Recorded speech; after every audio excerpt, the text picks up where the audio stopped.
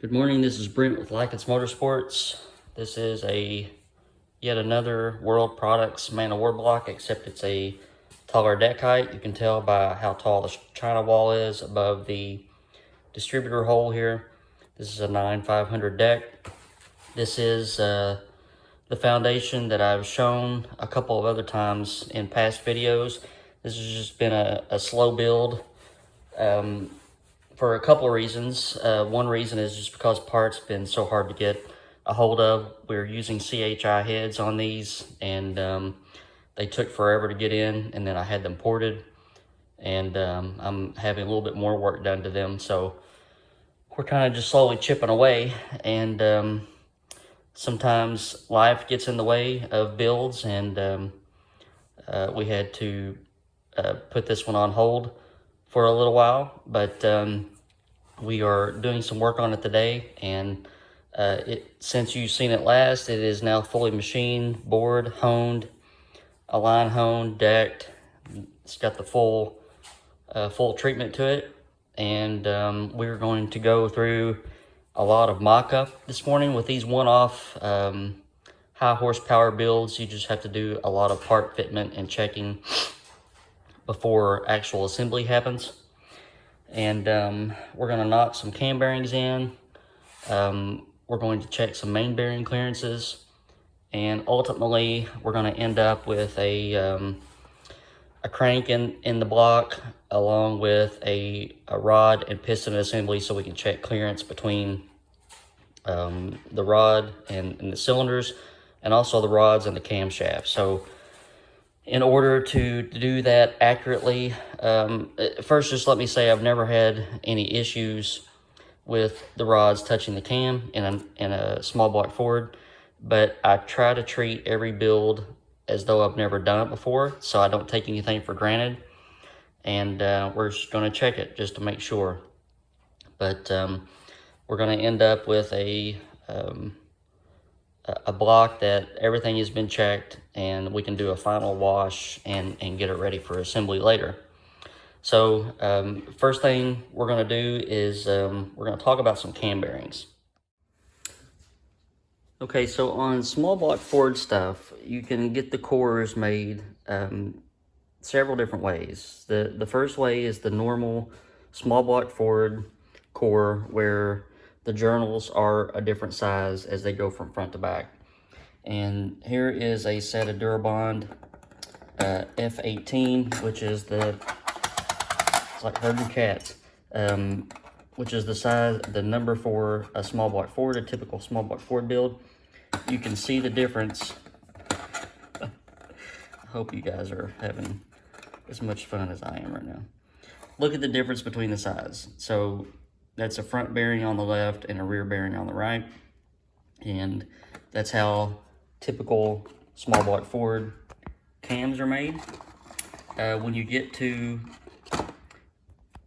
aftermarket blocks, they can sometimes use different bearings, and sometimes we use different cam journals. This is the cam that's going to go in this 464 Clevor build, and if you notice, it's got a lot of lift on it, and they undercut the lobes so that you have lifter clearance when the cam turns around, so that the lifter doesn't hit the other lobes.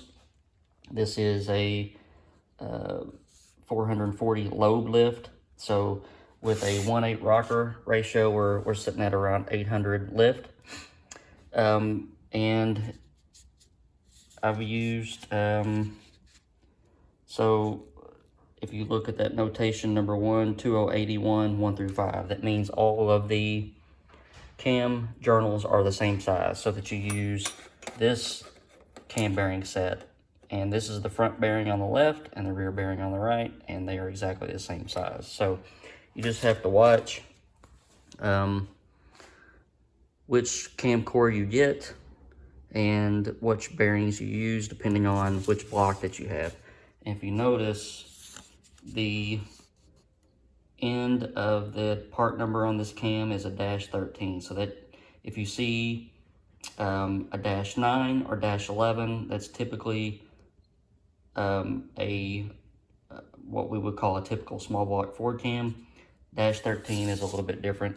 There are some other cores that are used if you use roller cam bearings, and I won't get into that now, but just saying, keep your eye on which cam you get and which block you use and which cam bearing you use. So we're going to use these 351 RHPTs, coated by Calico, and good bearings. And what we will do, along with the mock-up process, is I will actually mic the cam journals and bore gauge the cam tunnel. Experience has taught me in the past that when you do engines with a lot of lift and Babbitt bearings, then you have to set up the clearances just like you would a rod bearing or a main bearing. And with 800 lift and a healthy cam, we're going to be somewhere between 800 and 850 pounds of open pressure. So the clearances have to be correct. So I'm going to go ahead and get the main caps off this block and get the cam bearings knocked in. I think I've shown this block a couple of times in the past, but let's just take a second to note all the different features. Billet main caps, 4 bolt mains on the front, that's the rear cap, and the front cap. Really big beef small block forward parts, lots of clearances. This block they come out of the box ready to use for a 4 1/4 stroke, which just happens to be what we have. And I know that the cylinders have been notched, but we're going to check it anyway. So we'll take a second and get the caps off. If you're not familiar with aftermarket blocks, these tabs right here are used to put a flathead screwdriver in and pop the cap up. So we'll get the caps off now. Okay, so 2 holes in the main. This is the main bearing feed. This is your cam bearing feed. I know it doesn't look like it on camera, but you caulk and line up the hole in the bearing with this feed and then drive it in.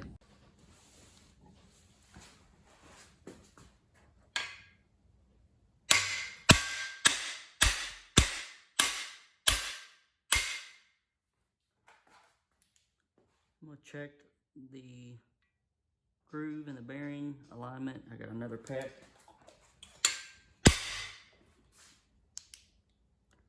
We're in good shape on that one. Then we can go to the next one.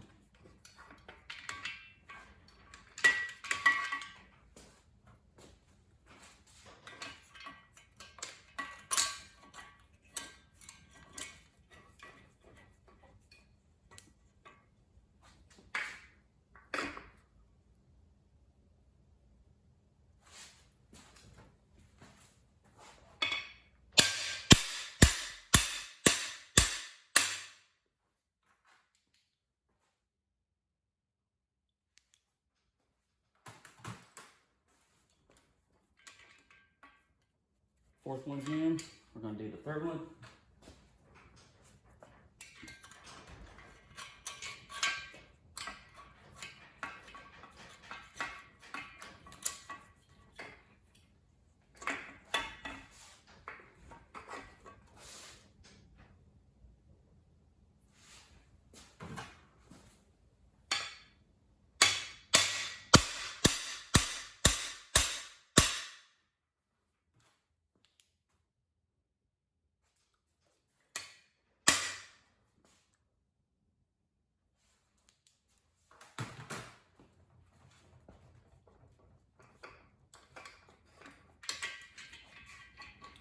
And number 2.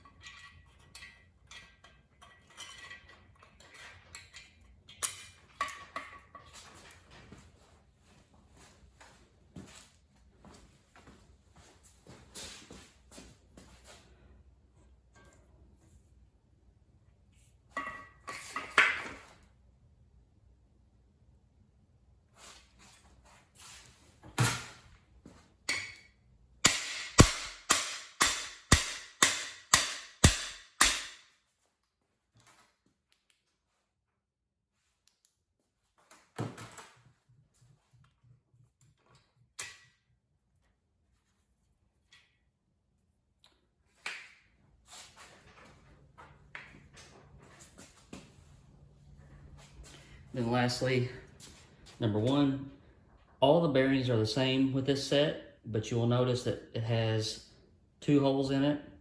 On a Windsor, the feed hole for the distributor, and the thrust plate is fed off the front cam bearing, so you just need to make sure to clock the holes so that all that lines up.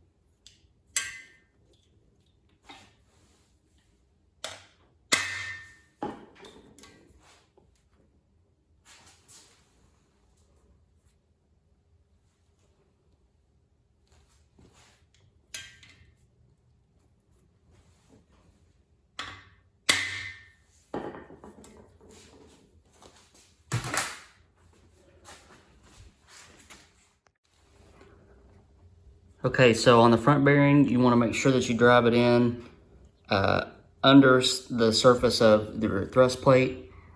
And when I look down this hole, you can probably see it. You can see the tab, the oil tab. Let me see if I can make it a little bit clearer for you. So the oil feed is lined up, and if we look, you can see the hole for the thrust plate is lined up correctly. Here's a better shot. So we're lined up on the hole, and then you get this grooved front bearing, which will feed your thrust plate and your distributor shaft. So cam bearings are in. Now we just need to test fit our cam.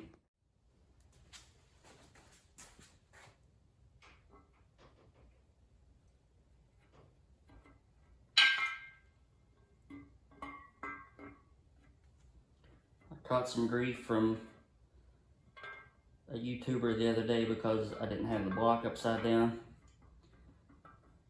when I was stabbing the cam in. I will tell you that it doesn't really matter if it's upside down or right side up. You're going to have some noise when you're feeding the cam in, and I'm able to grab it with both ends, but you can still hear it in the background. It's just very hard to with the clearances on the cam and the lobes and everything. You know, you're not tearing the cam bearings up or anything when you do that. It's just typical noise. So I'm gonna unhook my tripod and show you what I got going on here. This is how smoothly the cam turns. So we know that we got the bearings in straight. I'm gonna pull the cam back out and mic the journals. All the journals should be the same, 2081. And then we're gonna bore mic a couple of the journals to make sure that we have the correct clearance. So the same clearances apply here as they do to rods and mains. I like to see 1 thou of clearance per inch of journal, and we're gonna check it out. Okay, so we mic'd our first journal, and I've got 2 inches and 80 thousandths and hold on a minute, 8/10. So I'm gonna set my bore mic to that, and we're gonna check this front journal.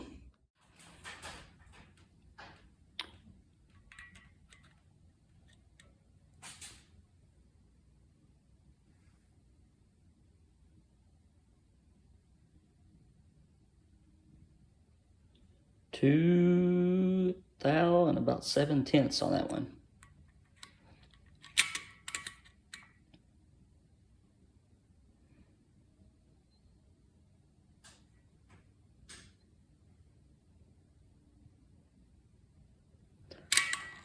The second journal on the cam measures exactly the same as the front journal on the cam, which I would expect it to happen. So I'm gonna check this if I can get out of the hole.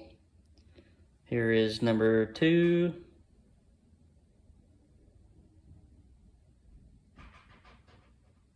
About the same.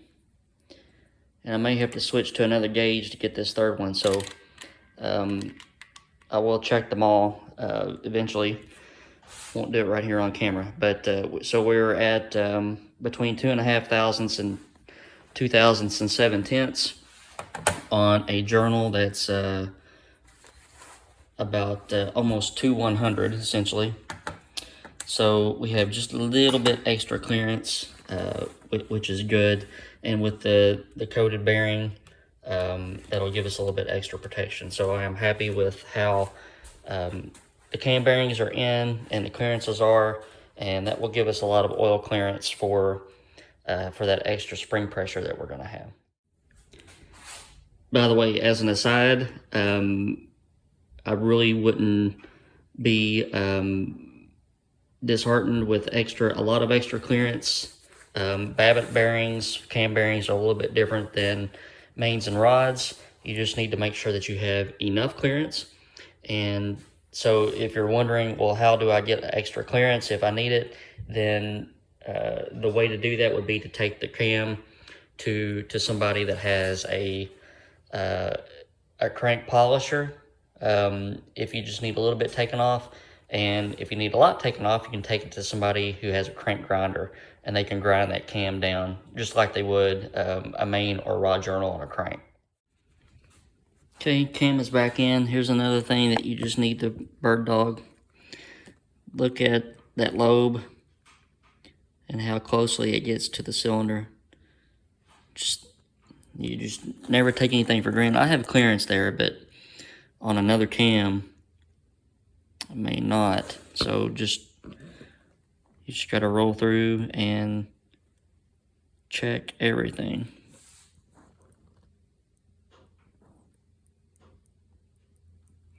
So we're good there. So now I'm gonna check main bearing clearances. This is our crankshaft. If you want to see more about it, I posted a video a couple months ago about some details of it. It's got 4 1/4 stroke steel crank. Here is our, I'm using Federal Mogul uncoated bearings right now. These are X bearings, and once I see what the clearance is, then if it's, I expect it to be large, so, or bigger clearance than what I want, then I'll send them off to Calico to have them coated. So we're checking 90 degrees of the parting line, and we are at 3 thou and 8 tenths. And I'll walk across the groove, and again about 3 thou and 8 or 9 tenths. So I want to be about 3 thousandths on this. So I'm going to send these off to Calico and have them coated, and they'll tighten up the clearance quite a bit. So I'm going to check one more. I'll probably check that rear cap, since it's easy for me to get my mic in there quickly, and make sure that the result is the same. And if it is, then I'll get these bearings boxed up and throw some mock-up bearings in the block and get the crank set in here. All right, I forgot that I didn't have a timing set, so I do have it on order. It should be here today, but in the meantime, got the crank in the block with some mock-up bearings, piston rod assembly, Race Tech custom pistons, and I'll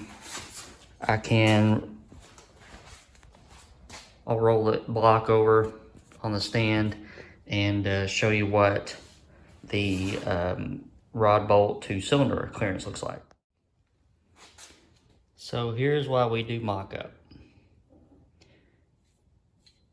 The rod bolt clears the skirt by a mile, but if I go in direction of normal engine rotation, look what happens. Bonk. So the rod itself is hitting on that notch on the right. The cylinders are so long on these blocks, it's ridiculous. But so I'm gonna have to take a die grinder and cut that on down. I'll probably have to do it for every single one of them, but it locks it up solid. So before I can even get camshaft to rod clearance, I'll have to clearance the block again. And I expect it to be the same.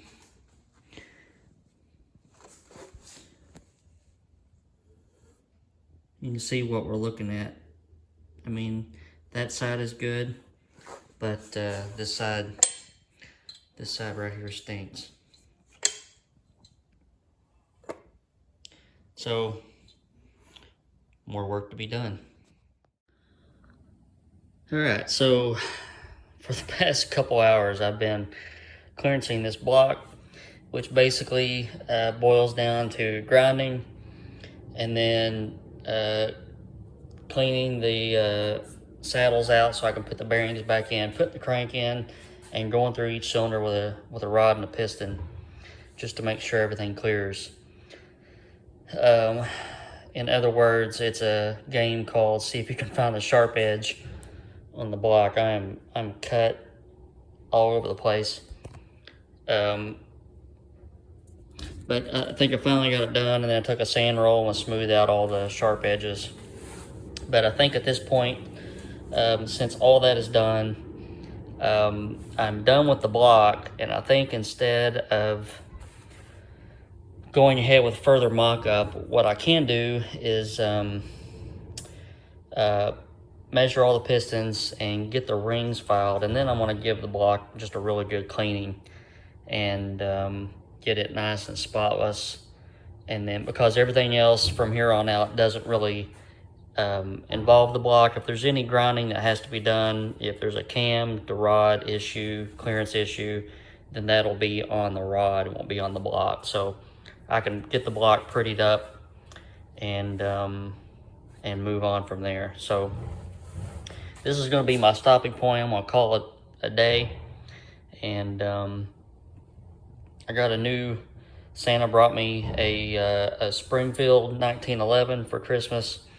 So I'm going to go play with it for a little while. It hasn't been cleaned or anything yet, so I'm going to go check it out. And I think I'm going to call it a day. So once again, thanks for watching, and I hope some of this is helpful to you. This is not a very common combination, but it is a combination that people do, and it's nice to know which blocks cause the most problems, and this one causes a lot of problems. I've done the 4 1/4 stroke with a dart, and I didn't have that issue except on the aluminum block, and I really had to grind around the oil pump boss. But the length of the cylinders on this World Products block is the issue, and I basically had to hog these grooves out pretty deep to get the rod to clear.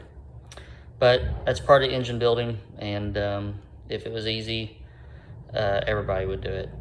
But thanks for watching, and keep watching the channel this week. I should have some other videos to post up, and I appreciate you. So have a good day. I'll see you later.